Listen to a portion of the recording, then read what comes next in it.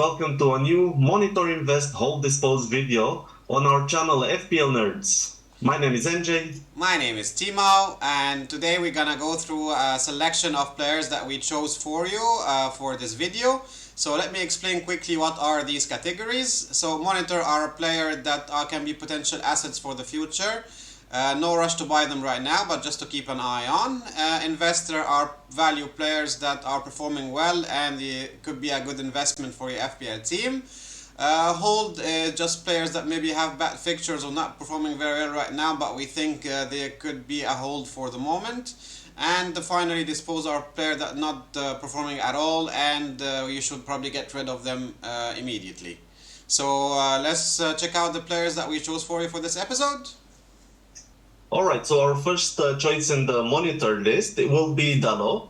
He can be a little bit controversial since despite his very low price, he's not really picked by a lot of managers, and that's for a good reason, which is that the Manchester United defense is not looking good at all. However, what I can say is that they're actually improving. They made a few changes in the past few game weeks, and it looks like how they can keep it together. Yeah, the main difference is no Maguire. Since he's left the team, since he's on the bench for the past two, they won the last two, and they kept a clean sheet against Southampton. So apparently he's, sorry to say, but he's a part of the problem. And I think the formation that the Ten Hag have right now is actually quite good. And I think they could be having a chance of improving in the next few matches. On paper, maybe it doesn't look good because it's like Arsenal, Crystal Palace and Leeds, which can be considered a quite solid team. But if we give them a chance for the next two, if they keep that level as they did in the past two, I think there could be a good chance that Manchester United do something good in the season. Yeah, first of all, we can definitely say that they have a better attitude as a team in the past two games. After the embarrassing loss 4-0 against Brentford, it looks like Ten Hag had a really serious conversation with the guys, and their attitude became better. In terms of defense, apart from the changes that already happened, let's not forget that Casemiro also joined the team, and not for a small fee. It's about 70 million pounds, if I'm not mistaken, and this will definitely improve the defensive quality. Now, in terms of offense, and this is also one of the reasons why Dalot is on this list, just look at that heat map after 4 matches. He's played all the minutes, and look how advanced he is. He actually has shots. He has 4 shots as right back, which is 4.4 million. He has 12 touches in the box. He actually even gave an assist. He's very attacking, so I truly believe if they can keep the defense together with the way that Ten Hag is playing with the very high LBs and RBs, he will really have good opportunities of having both clean sheets and attacking returns, so he can definitely be a gem in the future. Yeah, and Casemiro, as you said, also will improve him as an FPL asset because he will improve the defense in general. And let's hope Maguire stays on the bench. So, let's move on to the next one. Alright, so the second player we have on the list is Fofana. As we all know, it's the paper are almost completed and he will be going to Chelsea. So considering his price point, which is now at 4.4, if he starts to get a regular minute in a very solid Chelsea defense, I think he could be a great option for that price, almost a bargain. We don't have a lot of stats from him because, as you know, he didn't really play so far that much, maybe like 2 out of 3. And even the second... Sorry? I'm saying yes, he played the first 2 games. Yeah, the first 2 games, and he didn't play that much, so we don't have a lot of data, but we know from previous season that Fofana is a good option in the back, and for that price, it's a no-brainer, for me at least. Yeah, Fofana I think is a really interesting one. Okay, first of all, as you already said, his price is very low. He will be playing, most probably he will be in the starting lineup. I don't know when yet, but he will start being in the starting lineup because the transfer fee is definitely not a low one. I believe it's 60+ million pounds. and they're definitely looking to put him in that right center back position, which will also allow Reece James to push to the right wing back. Now, speaking about Fofana defensively, he's a quite interesting one. If you can see on his heat map, he goes quite high. And this can be something very good, but he also has some negative parts. He's a ball winner. He's a very confident. He's 6'3". Sometimes he can be a little bit naive. In other words, he goes for the tackle. He pushes up front, which is good for FPL, for a number of interception and bonus points. However, sometimes he leaves that empty space behind him. However, looking at the Chelsea defense, I think that actually they will have it covered.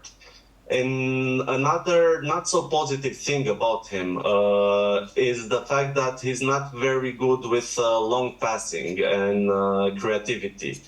However, he's very good with short passing. He always plays with the other CBs, even if he doesn't trust to play it forward. And this, what happens in bonus points in FPL world, basically, is that he will have a high accuracy pass at the end. So when they keep a clean sheet, if Chelsea are not scoring 1, 2, 3 goals, a lot of goals, he actually has a shot of getting bonus points. Bonus points everywhere. Yes, indeed. Yeah. But look, if he starts playing and he play in that RCB position, the right center back, that's great news for us James owners, because James will get back to his normal position, and then we start getting more points from him. And to be honest, if we get like a 4.4 Fofana in our team, I don't think we expect anything more than a clean sheet and maybe a couple of bonus points, as you said. Other than that, I don't want anything from Fofana actually. He will bring the occasional goal. He's a tall defender and he's quite okay with his headers, but we cannot count on that. True, true, and we still need to see how the coach is gonna manage his minutes and if he's gonna get regular starts or not. So that's why he's on the monitor category. So it's a wait and see for a couple of more matches. Indeed, indeed. All right, so let's jump into the next category, which is the invest, and see what we have there. Okay. All right, so the first player in this category will be Raheem Sterling. He just joined Chelsea from Man City and he's looking to be nailed in the team. So far, Chelsea didn't look very sharp attackingly. However, what we can say is that almost all the attacking returns that they're getting, Raheem Sterling seems to be involved in them. He's a very key focal point actually in their attack. Also, if you can look at the heat map, his touch map is a little bit similar with Mohamed Salah actually. Okay, he doesn't have as many touches, but if you look at the areas where he's touching that ball, it's pretty similar to Mohamed Salah. And now he looks like he's starting to have a good form. Maybe Chelsea will bring another attacker next to him. There are talks about Aubameyang, but he's still not 100% certain. And this could really improve Sterling's stats. You can see that he already has 24 points, 2 goals, 1 assist. He has a lot of touches in the box, 19 touches. He creates for his teammates, and he looks like a very good buy, if you would ask me. I'm personally considering to buy him. Yeah, but the only thing about Sterling actually is his price point. He's at 9.9 now, but let's say 10. The only way that you can get him into your team is if you have like a Son or a De Bruyne or some like another premium in the middle. Even you want to get rid of Salah, which I don't recommend, by the way, guys. Don't do that. Even if you blank for one match, it's not the end of the world. He's a human being. He will miss. But if people are considering taking out Salah, and we have a Son, we have a De Bruyne, you can always take one of these out and put in Sterling for the next few matches. He looks very sharp, as you said. He's always on this left side of the box, going in, doing the dribbling, as we know him used to do. So I think Sterling could be a very good shout for the next few games. Yeah, I truly think so. And there's also a third possibility of getting Sterling, but I don't know how many managers have 2 8 million midfielders. If you have 2 8 million midfielders, you can easily downgrade one of them to one of the inform 6 million midfielders, whether it's Harrison, Rodrigo, or Grosh. And the second midfielder, you can just upgrade him to Sterling. Yeah. But now it all depends on how your team structure is. Indeed. Yeah. It's another way actually of getting him. That you're right. Okay. So yeah, Sterling is the first one on the invest. Let's go to the second. Alright, so the second one on our list today is Martin Odegaard. Me personally, actually, I didn't really like Odegaard as a pick in the beginning, but when I saw the last match completely from top to bottom, I actually liked Martin Odegaard very much. He's moving everywhere, he's a good playmaker, he also likes to shoot here or there, and he really looked sharp in the match. His XGI and his stats are not like super great, but also not very bad. And I think Martin Odegaard with this price point at 6.6, he could be a good option for your team. Apart from Manchester United in game week 6, I think the rest looks very good for Arsenal. And they are a very attacking team. Not to mention, of course, they have Martinelli and Jesus in the front that always do the deeds. Odegaard can be the one that providing the assist to them. Actually, this year, especially actually the past two matches, ever since he got the armband and he's the new Gunners Captain, captain, yeah. he stepped up. He really stepped up. And also in comparison with previous years, he was always a good player. Okay, he was always involved in the build-up of the team.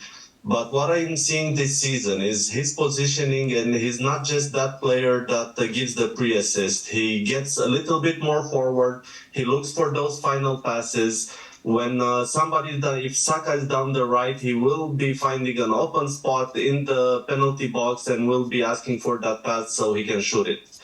Uh, You can see okay, it. Sorry, but you can see it also on the heat map. If you take a look at the heat map here, you can see that his position exactly. is very good, right outside the box. He even goes inside sometime. As we said, he gave the final pass that could get the other player the goal. So you will be getting a lot of assists definitely from Martin Odegaard. And for a 6.6, as we said, that's pretty good. Yeah, and to be honest, he looks just perfect for this Arsenal project with lots of young players, and also now with the newcomers from Manchester City. These players have a winner mentality, and if they can help the rest of their teammates with this mentality, I truly believe that everybody else around them will get better and better. And Odegaard definitely looks like his. This could be his season. Well, the only downside that I see it actually in Odegaard is that he will take a third Arsenal spot. Most of us have Jesus in the front since he's like over 80% now, and then maybe Martinelli in the middle, and then maybe a defender. So the only way to get Odegaard is probably to give up the defender. So to have Odegaard, Martinelli, and Jesus, for example. So that's maybe the only downside. Apart from that, he's a great pick. Yeah, maybe you could get your hands on Odegaard now. And to be very honest, despite that Martinelli has been doing very good, but we are talking about the Premier League. It's very tough to be able to hold the whole season playing almost 90 minutes every match. So I think we will be looking at some rotation on Martinelli's side. Not too big, but if you look back at the past few matches, Martinelli is one of the players that was subbed as one of the last. Okay, so he really played a lot of minutes. There is some expectation at a certain point to give a few matches to Emil Smith Rowe, Yeah. or let's not forget about Fabio Vieira and other players that joined the club. So there is a possibility that there will be a little bit of rotation in there. And obviously, I'm not Arteta to tell you who's going to start, but I think Odegaard, considering he has the armband, he looks to be pretty nailed in that central attacking midfield. Yeah. Okay, so let's move on to the next category, which is the hold, and see who you got there. Okay. Okay, so you're probably wondering why Salah is on this list, considering that he's been one of the most, if not the most constant player ever since he joined Premier League in 2017. Now, the reason behind that is because the past few game weeks have been very crazy, and a lot of us took a lot of risky decisions. I'm one of them. Yes, I know you want to hear it. I sold Trent, and I'm still paying for it. I had a huge drop in rank, but Told it's okay. ya. Yes, I know, and I have to take ownership of it. So the least we can do right now is to at least give some advice about Salah, because now many managers are actually questioning whether or not he's still a good choice, considering Haaland is scoring over and over and over again, and he's becoming an actual good captaincy choice. However, the answer is very simple. Yes, he's good. He's a good choice. Keep him in your team. Unless he's injured, keep him for as long as you possibly can. You can see his stats are absolutely amazing. He has like 37 touches in the box in 4 games. Okay, he he's just crucial to that Liverpool attack.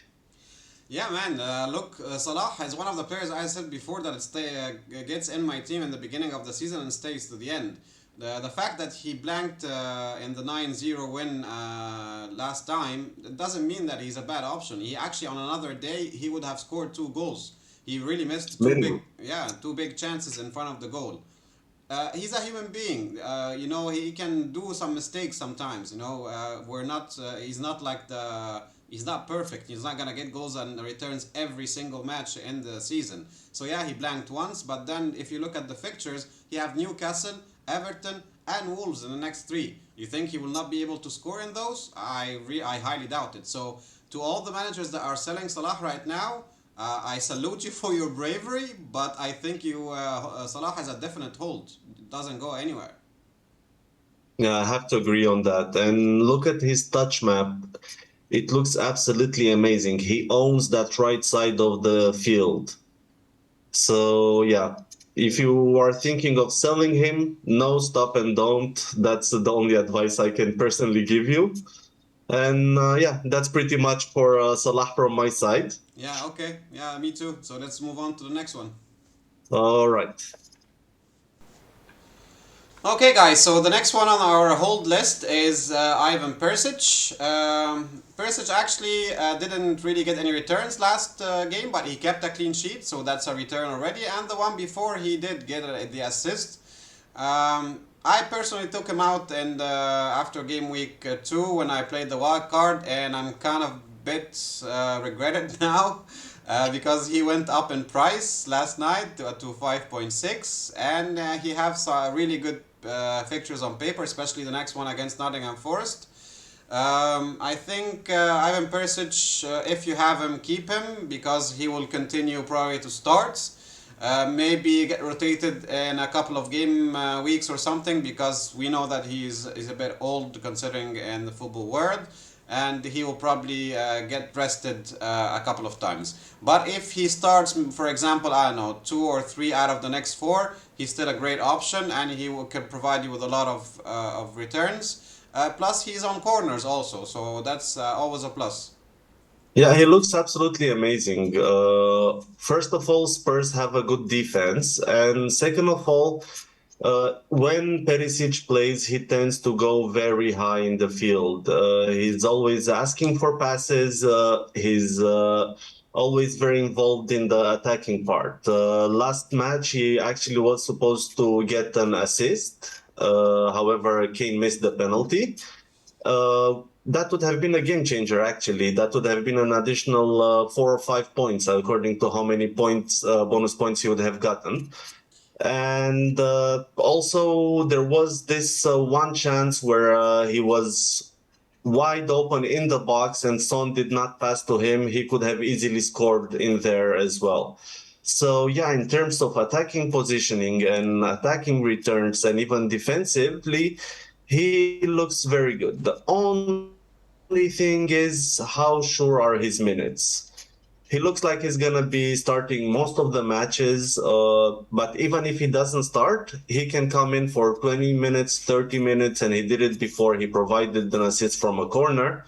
So yeah, I think he's a really good player, and if you have him now, I would definitely not sell him. Yeah. Perisic is a good one, and I I had him from the beginning because I knew that how he's a class player. But yeah, one of the few decisions that I regret now. But maybe I will start of getting him in sooner than rather than later. Yeah, let's see how he performs, and maybe he can be a choice for your game week 6. Yeah, let's see. Okay, so Mhm. that's conclude for the hold category. Now we have one more player to go in the dispose. So let's see who it is. All right, so for this week, we only have one player in the dispose category, and that player is Leon Bailey.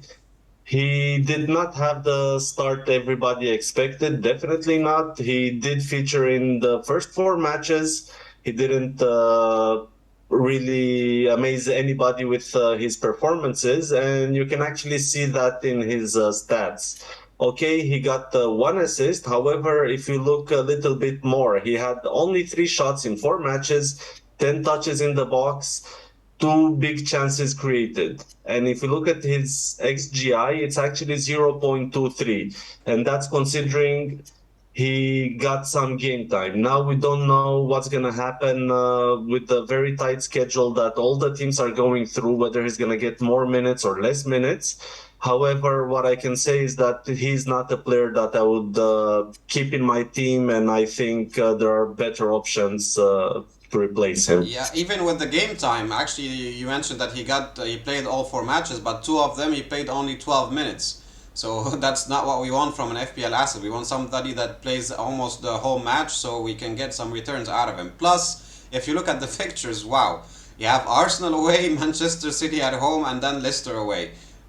With the level of Aston Villa right now, I wouldn't be looking to keep Bailey at all. And he got down in price, like he's 4.8 now, so he could maybe also go down again in a game week or two. So for me, Bailey is a must take out of the team right now. And maybe you can look on the other option, whether downgrade him to a 4.5, 4.6, or if you have some money and budget, you can go up to a 5 or a 6 million midfielder. Yeah, there's a lot of options over there with very good form. So if you can do it, I truly believe it would be a good move. Indeed, and some of us also of the manager have 2 free transfers, and they will burn the transfer anyway. So instead of doing that, maybe you can switch him up. Yep. All right, guys. Yep. So this is it for this video. I hope you like it. If you do, just drop us a like on the video, subscribe, and hit the notification bell so you can get all the new videos. And we'll be seeing you soon. Have a good one. All right. Cheers, everybody.